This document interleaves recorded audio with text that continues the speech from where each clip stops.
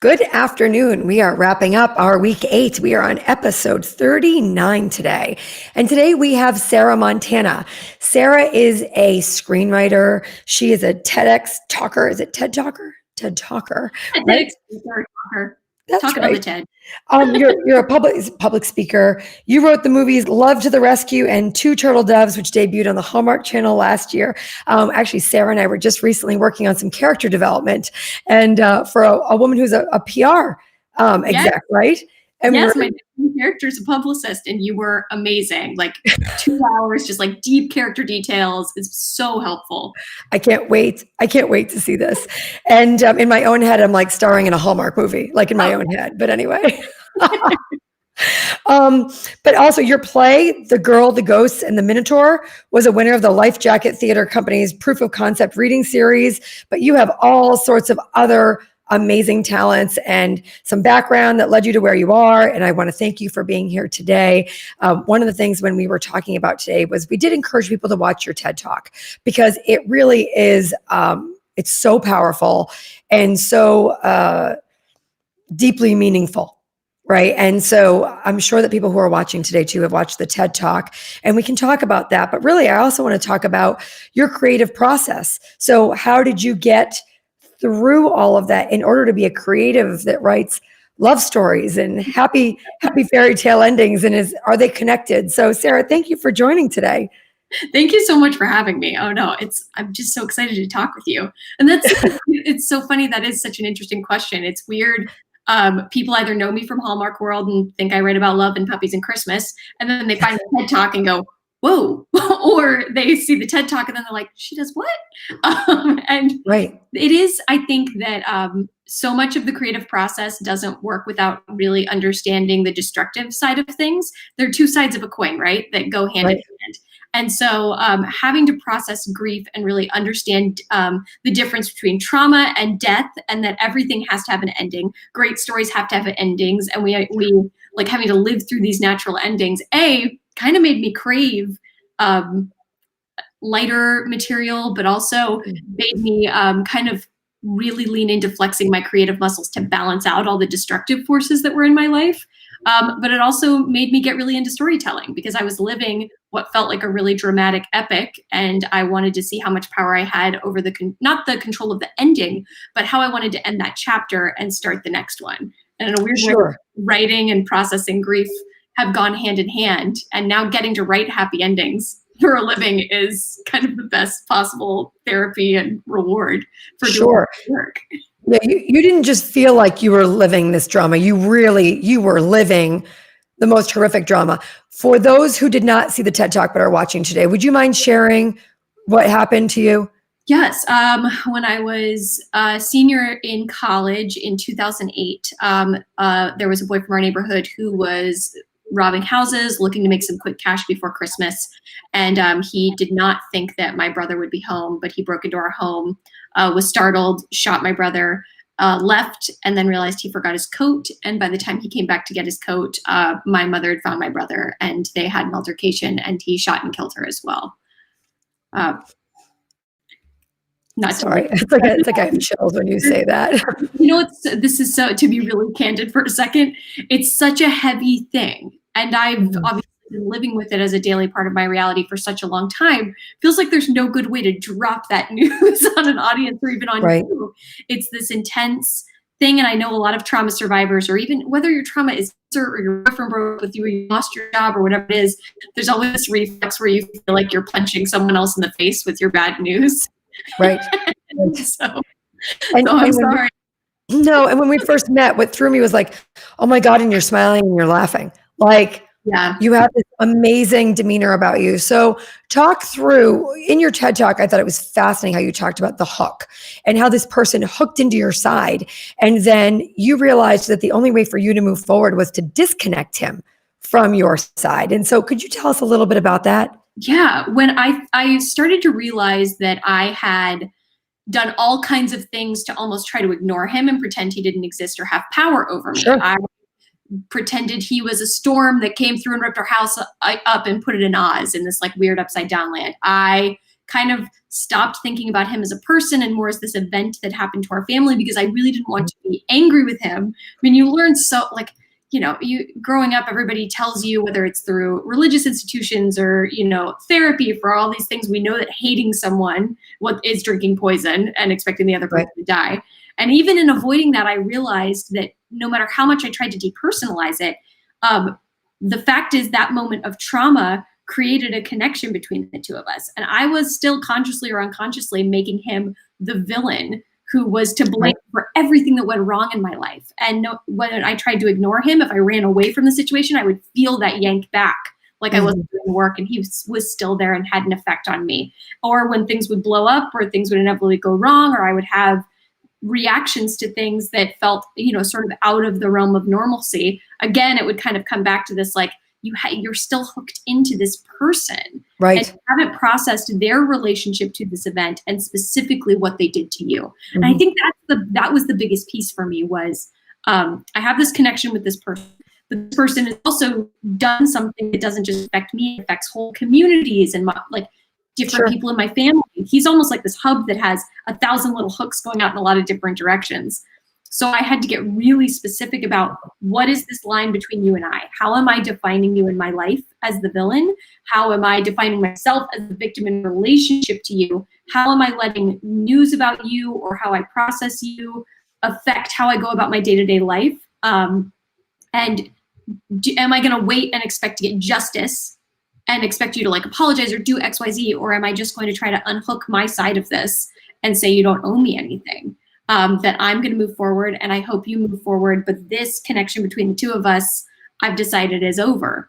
You know, there's obviously, he's still going to be a part of my life for the rest of my life in some ways, but it's about how I respond to him and how much power I give to that dynamic.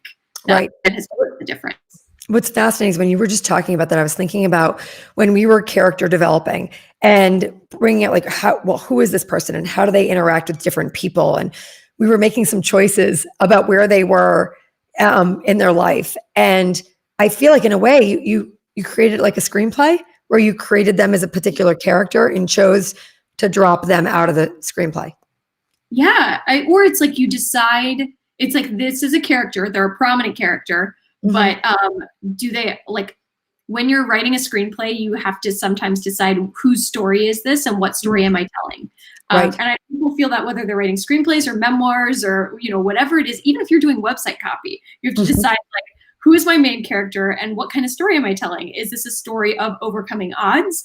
Is it a story of battling, you know, good versus evil? Is it a story is it Cinderella, the kind of the zigzag? I mean, what kind of story am I telling? And by reframing that narrative, I decided he didn't have to be the villain of my story for the rest of my life. He was the villain of that one particular moment and chapter. And what did I want the story to be moving forward? And did I want him to be a part of it? I also found, we talked about this when we were working on that character, the more I tried to hold on to him and be angry with him and keep him in my life, the more it started to taint my memories of my mother and brother. And I felt like I couldn't bring them forward without dragging this weight. And the only way to get those memories back in a way that felt bittersweet and beautiful and like they were almost coming back to me more fully formed was to just like let this guy go and let them back in. Well, as I told you, this actually really resonated with me. And you know, we all have things in our, whether in our past and our life, that you just let be hooked into you. And when I was listening to your TED Talk, I was out for a walk with the dogs, and I was thinking about how I've let certain things hook into my side and not let them go, and that's not what I wanted for that story. And it was really an amazing way of helping me with some of my own things. You know, I'm sorry, I'm super, super raspy today, and I'm drinking my tea with honey. And so I'm sorry if I'm a little harder to understand today. Sidebar, have you tried throat coat? This is the former opera singer in me, but like, throat coat is a miracle worker. I did not go throat coat. I don't know that I knew you were an opera singer. So okay, screenplay, tragedy, TED Talk. Can you just jump on opera singer for 1 second? Because I think I missed that. I'm full of drama, apparently, is what that says. But, you know, I grew up singing. I went to college for music. I didn't know if I wanted to do music theater or opera. And classical music had always just been this beautiful, look, it's like the Olympics of singing, right? It's like the full test of what your voice can do. And for whatever reason, after Mom and Jim died, I would try to sing for catharsis, and music theater and belting, or like pop singing, didn't have that same full body catharsis. But when Pavarotti called opera singing controlled screaming. Mm-hmm. And in my trauma process at the time, I found that I couldn't scream or punch things, or it just wasn't working for me. It felt like sort of staged. But if I went to the basement or into a practice room or even on stage and just wailed in these melodramatic contexts, I mean, if you think my life is dramatic, it's nothing compared to what these opera characters are going through. They're like jumping off of buildings and, singing for 15 minutes while they're getting stabbed. And so it was this intense catharsis. And I decided I wanted to go to grad school for it. And I got into Manhattan School of Music. And I was everyone else there was very sure they were going to be an opera singer and this was the path and blah, blah, blah. And I was kind of the weirdo who was like, all I know is that this is keeping me alive and sane. And so I'm going to see this through, and we'll see where life takes me as an artist after that. But it was a lot of money, but I met my husband and I myself afloat, so through trauma. So it was worth every penny at the end of the day. What another lesson about finding something that allows you that outlet, right? So it's not, I always think of things that are problems as I call it the pinball machine in my head. It's just going to keep bouncing around until I get it out. And so it sounds like you were able to get it out through singing. I can tell you that would not be a choice for me, because there's nobody wants to hear me singing, especially opera. Well, good for you. So taking that to the next step, then creative process. How does that loop into your creative process to now writing and pouring yourself out in that way? The opera part of it was interesting because you were always inhabiting a character. Like, you were never going on stage as Sarah Montana, Sarah Smith at the time. You were going on stage and having to get inside the skin of another character and figure out how they moved, how they walked, how they talked, what their thought process was. Fun way to explore all the different sides of yourself, but it was great prep for writing. I used to do a lot of ghostwriting too, and all of the acting and opera singing. It makes you flex your creative muscles because you have to completely pretend and inhabit another person. But B, it builds this intense empathy, which is why I think the arts like writing and music and all that is so important for kids and really for everybody. And you can be 60 and start doing this stuff. I think it's vital because it teaches you to walk in someone else's shoes and to really think about the ways that it makes you think about how they're different from you and why you can't totally be yourself on stage in that moment. But it also shows you the places where you and everyone else always overlap to a certain extent, where those archetypes live. And that was invaluable for writing and for creating. Empathy, empathy, empathy. Just the more curious you can be about how other people live, the more different they are from you, the more they kind of make you recoil, the more you can explore that. I think the more creative you get. And you're working on your memoir right now also. I am, yeah. Not shopping yet. I really want to finish the whole thing because I don't necessarily want it to be a nonfiction how-to, because I think trauma is so specific, and I'm not there. Sometimes I get messages from people that are like, how do I? And I'm like, oh no, I'm not licensed. They're professionals at this. But I found story to be the most healing thing when I was going through this. It was the people who had been through things that told me their stories, even if they were totally different from me. It just was A, reassuring to know somebody else had been through this, and B, whenever we watch somebody navigate struggle, it sort of electrifies and illuminates little things inside of us that make us go, would I do that? Oh, I could do that. Well, do I want to do that? It just opens up possibilities. You've also talked about your creative process, but getting to the finish line, right? So pushing yourself to get that writing done. And, I'm sure there are times you need to be creative when you're not feeling creative, or when, I would feel like writing would be so much around a mood too, maybe what mood you're in.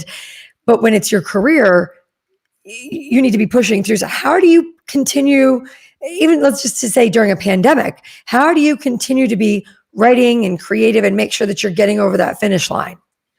The biggest thing I think is breaking things into very small chunks. So it's not sitting down and saying, I'm going to write this script today. It's very small bites, one at a, how do you eat an elephant? And so I will set timers for 25 minutes and say, all I have to do is, or even without a timer, I'll be like, all I have to do is one scene. And scenes are anywhere from 1 to 3 pages. Right. And so it's like just little bits at a time is helpful when you're not feeling inspired. I also am a big believer that there's no such thing as wasted writing. I think that's true in all creativity. I got really into gateless writing, which is a process that gets you out of your head and gets criticism out of the way and just gets you connected to flowing on the page. Okay. And so I've told myself over and over again, and this has been just like instrumental to getting things done. It is okay to write 10 pages to get one good page.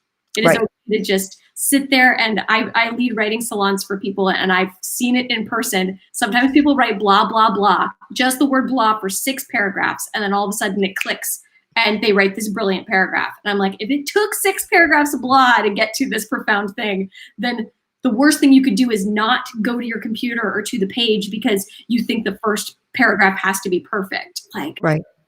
No, it takes a lot of work to get there, but it should be fun. It should kind of flow, Well, and then how do you know when you're done, whether it's a screenplay or it's your memoir? How do you say, yep, it's done? I mean, it's like a painting. To be candid, in the Hallmark world, I know it's done when they tell me it's done. One thing I think that my producers have been really helpful in teaching me there is not to be overly precious. I don't hold on to scripts. I don't wait to send them until they're perfect. I get to the end of a good enough draft. I'm like, here are all the pieces, and I will send an email that says, hey, here's the first pass of the draft. There are problems in Act 4. I don't really think the B story is solid yet. I think that things could be streamlined here, here, and here, but I want you to see it before I make changes. And I want to input and see what you can see that I can't see. And because if you try to finish the whole thing and get it perfect, then when you get feedback, they'll pull one tiny thread and the whole sweater will come apart. Right. The more you can be collaborative and not precious about it, if you could say hey, it's still messy. This is not good yet. I'm sending it to you when it's not good and I want to see what you see. Then I think it helps you sort of get it to the finish line actually more quickly. Right. That's great. It sounds like you've got great managers on that end too, that are collaborative with you in that way.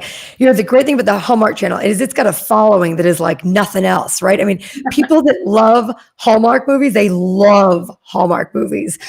Totally. Why? I mean, I can guess because I feel like it's a happy ending. It feels good. But you tell me, what is that secret sauce to a Hallmark movie that we all want? I think for me, because look, there's a lot of different people writing for Hallmark. They do have a formula for sure, but within that formula, there's a lot of room to be creative. I mean, there's tons of rules. You can, I think on the one hand, people like it because it's safe. You can watch it with your 80-year-old grandmother and your 8-year-old niece. But at the end of the day, I think the reason that it gets the emotional response that it does is Hallmark's biggest rule is you cannot have people you can't have villains in Hallmark movies. Every person who, even when there's conflict or someone is the quote unquote bad guy, their actions have to be motivated by good intentions. And so I think people, it's not just that it's escapism or it's happy endings. What's really beautiful about Hallmark movies, I think, is that as an audience member, you get to inhabit a world where everyone gets the benefit of the doubt. And when people aren't acting out of pain, they're really things are happening because they're misunderstandings, not because of malicious intent. Now, granted, we know in the real world there's malicious intent, but to be able to view conflict through that lens, I found extends to how I operate my day-to-day life. I do give people the benefit of the doubt and try to really walk through their perspective and say, in what way did they really think this was the right thing to do? And how malicious intent is sort of the last possible option. And then I'm like, oh, maybe they were just being a jerk. But in Hallmark, they can't be. So.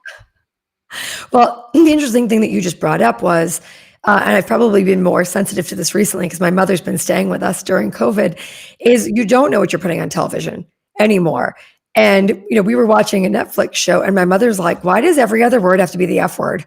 And I was like, yeah, apparently. And, but that's so much on television. And there's a lot of debates around what's appropriate now. And I remember with the Super Bowl, we were sitting with some friends watching the Super Bowl. And when J-Lo came out, I mean, there's no question she looks amazing. And, but there were people in that room that were very uncomfortable with it, and there were children in that room, and there was one of the moms in particular was very unhappy about it, and I understood why she felt that way. And I think that we've lost that trust with television, that we don't always know where their standards are for what is okay. And to think that if you've got a Hallmark movie that's a safe place, I think that feels good. And maybe, even shifting a little bit more into talking a little bit more about COVID and how this changes us, I think people want that. People want a little bit more calming, good, benefit of the doubt place in their thinking. So we've never been more divided in some ways, at least in a very long time in this country in terms of ideologies.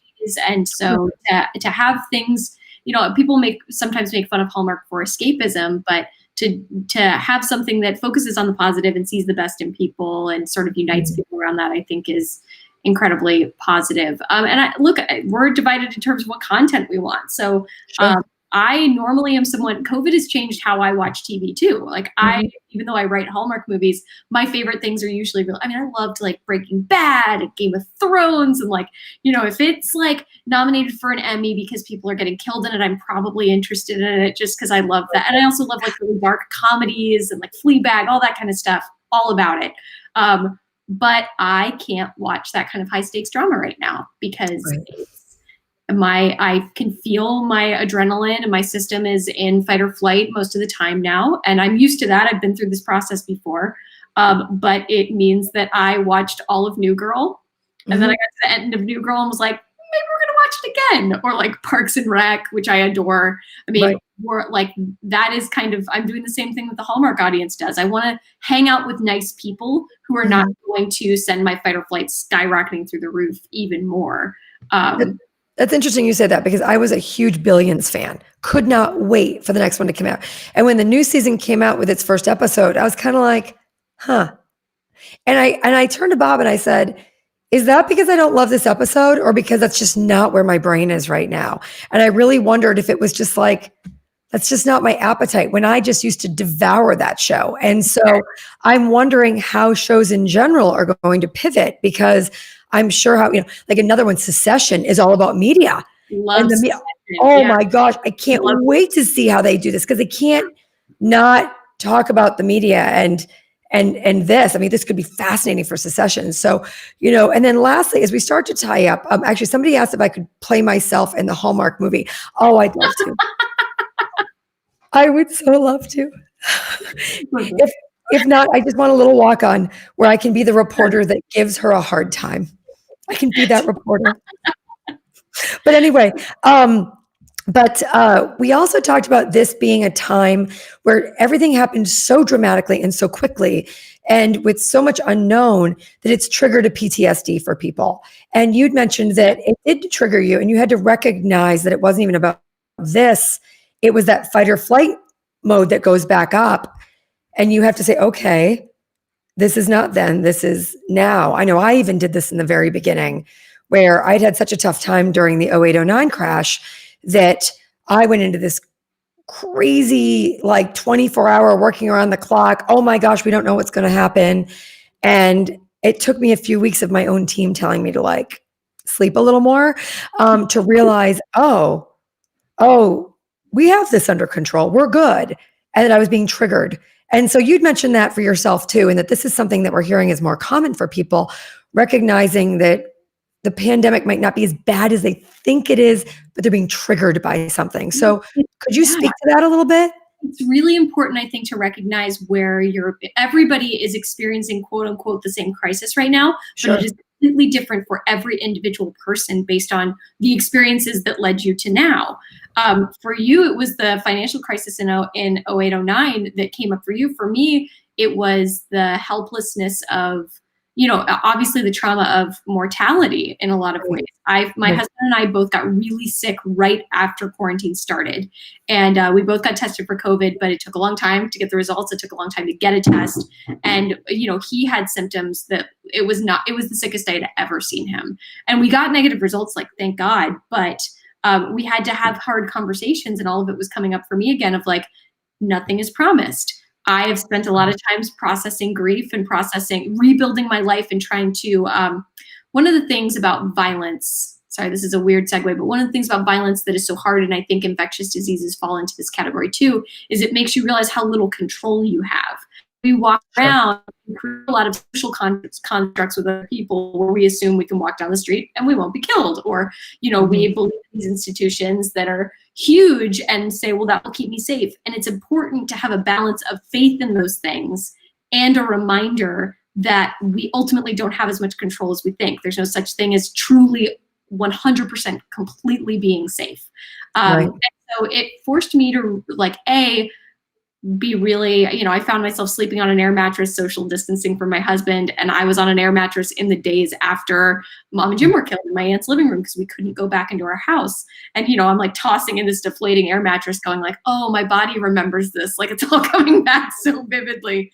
But I had to remember to breathe, I sat down with a journal and just would write, process all of those feelings and not try to make sense of them. Just be like, what is coming up? What visuals are coming up for me? What feelings are coming up for me? Like, instead of trying to even name it, just get it all down and then take a step back and go, oh, okay, this is you saying, hello, death, you're back and we're not good friends, but we're going to have to get reacquainted. But it did also, the beauty of those lessons was that it made me take a step back and remember all the lessons I learned from grief. My priorities have never been clearer than they are right now. I can't believe, I'm sorry, I'm going to cuss on your show. I cannot believe how much bullshit I thought I needed in my day-to-day life that I really don't. Or all the things I was chasing or thought were so important. I'm actually, I'm doing just fine without most of those things. And maybe I'm holding myself back because I've been chasing things that I knew 10 years ago weren't important when Mom and Jim were killed. That clarity that comes in crisis, I think, is invaluable. And it's not like we should wish crisis on people, but if we're going to go through a crisis, we might as well retain those lessons and remember oh yeah, this is the gift of these times. Right. Instead of putting it in perspective. So true. That's absolutely so true. And along with that, so many people have been cleaning out their closets and their storage areas, and you find things that again remind you of things that are so important. And at the same time, you look at so much stuff you've got and you say, this is all money, right? Many people know about my shoe collection. I was once upon a time very proud of my shoe collection, and now I'm looking at it and I just feel like it's ching, ching, ching, ching, ching, ching, ching. Oh my gosh, I haven't worn those shoes. And anyway, I'm sure they'll be back on at some point, but it really has made me rethink, how we spend our money and spend our time. As we wrap up, and I think this is a great question. Bob has this question for you. Sarah, what is your favorite piece of work that you've created and why? Ooh. Great question, Bob. Great way to wrap up today. Great question. That is so hard. That is like choosing your favorite baby, your favorite child.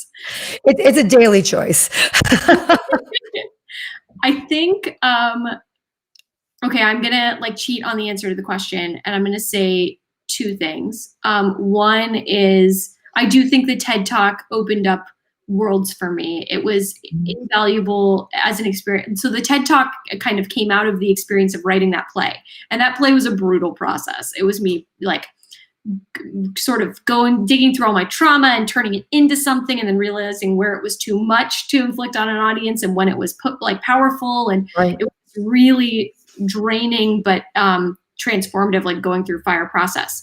And being able to take that experience and then turn it into something that has value to people and helps people was the first time I think I felt my own power as a creator. But there was something magical about doing that first Hallmark movie and showing up to set and seeing how many people were you had written a thing in your living room on a piece of paper that felt imaginary. And now people were constructing that set and bringing it to life. And Nikki DeLoach was now Kate. There was something so magical. Michael Rady grabbed me as I was in the movie as a small part, and we were going to film the very last scene of the movie. And he grabbed me by the arm and he was like, hey, you made up all these people in your head and you put it down on paper and now it's real. And now we're filming the last scene. How crazy is that? And I was like, yeah. Totally lost it on set. But it was it just felt, I don't know. It was one of those where you realize a very small idea and something that feels totally imaginary and impossible and it's all the way over here on the horizon. If you keep at it, can become very real in a very big way. That made me like, I just never want to stop creating now. That feeling is like insatiable. It's a high. Sounds like a high. I mean, I can't imagine just kicking back on my sofa and being like, oh, there's my movie. Oh, that's pretty cool. I mean, I guess, we do a lot of branding work, and there are times I'll be driving by and see a logo that we've developed, like up on a giant sign or something, like stop to take the picture. Like I hadn't seen that before. Look at that. That's our logo. So I guess that's my little way. But, that must just be amazing to see that come on television and have people love your movies. I mean, again, back to the Hallmark fans, they love your movies. And so how neat. So this has been terrific. My team put up your Instagram and, which is Sarah Montana, right? Is that your?